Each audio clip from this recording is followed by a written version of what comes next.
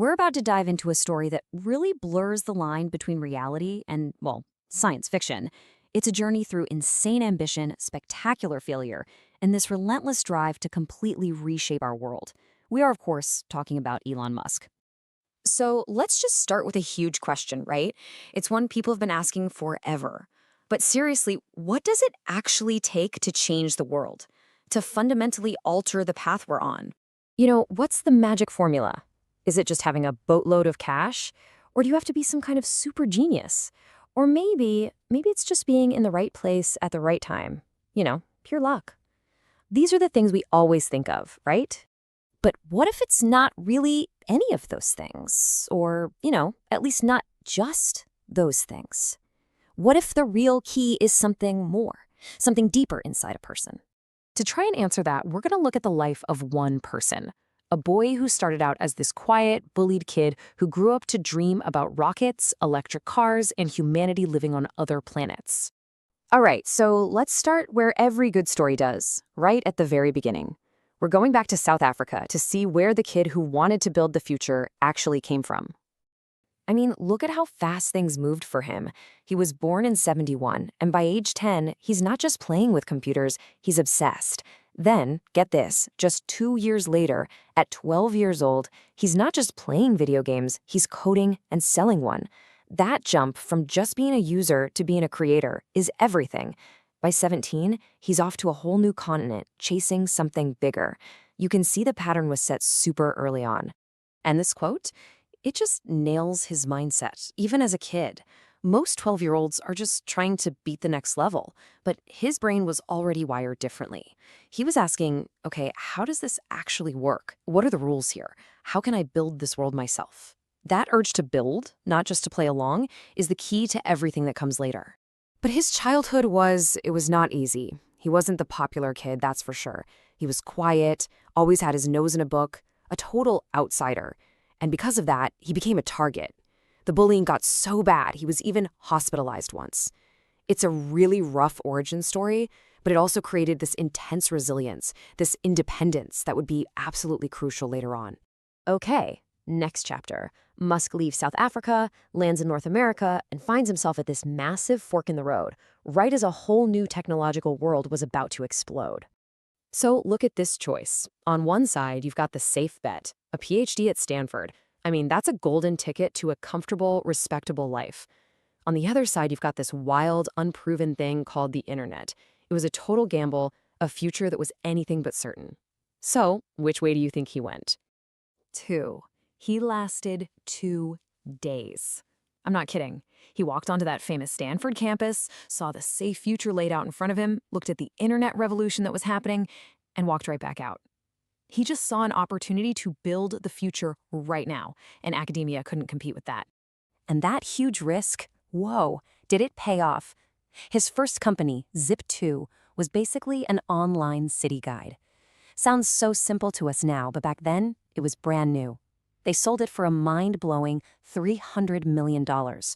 For most people, that's it. You've won. You're done. Time to retire. But no, he wasn't done. He took all that money and rolled it into his next big idea, which eventually became PayPal. And that sold for $1.5 billion. So let's be clear, by his early 30s, he had more money than he could ever possibly spend. He could have bought an island and just vanished. But did he stop? Nope, because it was never, ever about the money. He was just getting warmed up. Okay, this next part of the story, this is where things go from a business success story to something out of a movie.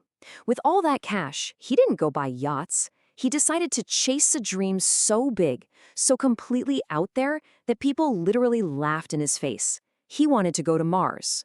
So, to get to Mars, you need rockets. Problem is, rockets were ridiculously expensive, only built by governments and giant aerospace companies. So Musk does the unthinkable. He decides to build his own. He starts SpaceX. He pours his own fortune into it. The first rocket, Falcon 1, makes it to the launch pad. It takes off. And then, boom, it explodes into a fireball. Millions of dollars gone. So they go back to the drawing board, they rebuild, they pour more time, more money, more of their lives into the second try. They launch again, and it fails. Again. At this point, The critics are having a field day. The experts are all saying, "I told you so." Then comes the third attempt. Everything is riding on this.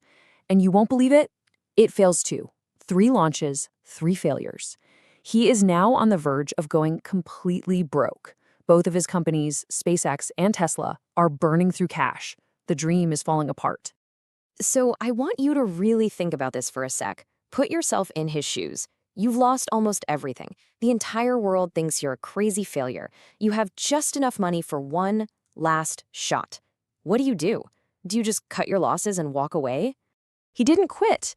He scraped together every last cent for a 4th launch. And this is it, the razor-thin line between total disaster and history. That 4th rocket, it worked. It reached orbit. That one success saved the entire company and honestly changed the future of space travel forever. Now, here's the part that is just absolutely nuts. Well, all this rocket drama was happening while he was staring bankruptcy in the face.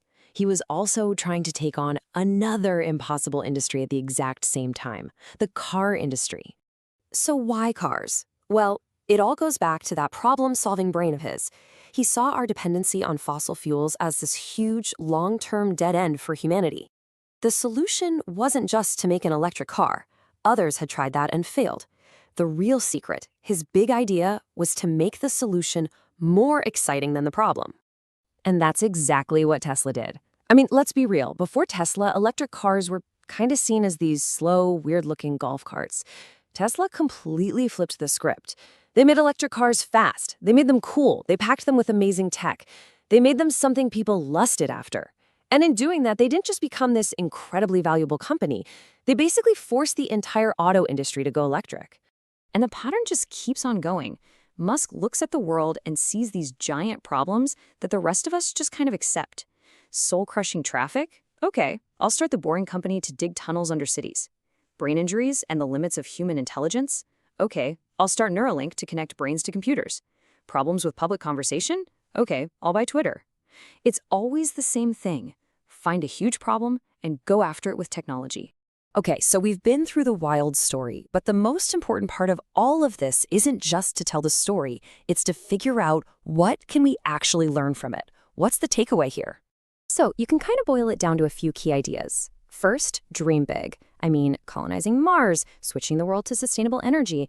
These goals are so huge they sound like science fiction. Second, learn constantly. The guy literally taught himself rocket science from books. Third, and this is maybe the most important one, don't fear failure. Those 3 exploding rockets, for him, they weren't failures. They were just really expensive lessons. Fourth, solve real problems. He's not trying to build the next trendy app. He's taking on huge challenges for humanity. And last but not least, work hard. The stories about his work ethic are legendary. None of this happened by accident. You know, when you take a step back and look at the whole thing, his legacy isn't really the money or even the companies themselves. It's something bigger. He took these ideas that were pure sci-fi, reusable rockets, a world full of electric cars, living on Mars, and he made them feel achievable. He actually shifted our collective imagination about what's possible. Let's just end with a quick thought experiment. Imagine for a second that after that first rocket blew up, he just said, you know what? This is too hard. I'm out.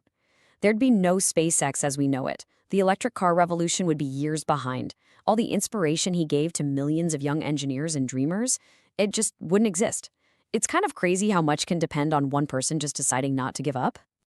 And that brings the whole question right back around to you, to us. What big idea are you holding back on because you're scared of that first or second or even third failure? What problem do you see that everyone else just accepts? Because if this story teaches us anything, it's that the line between impossible and inevitable is sometimes just perseverance. This was the story of a boy who looked at the stars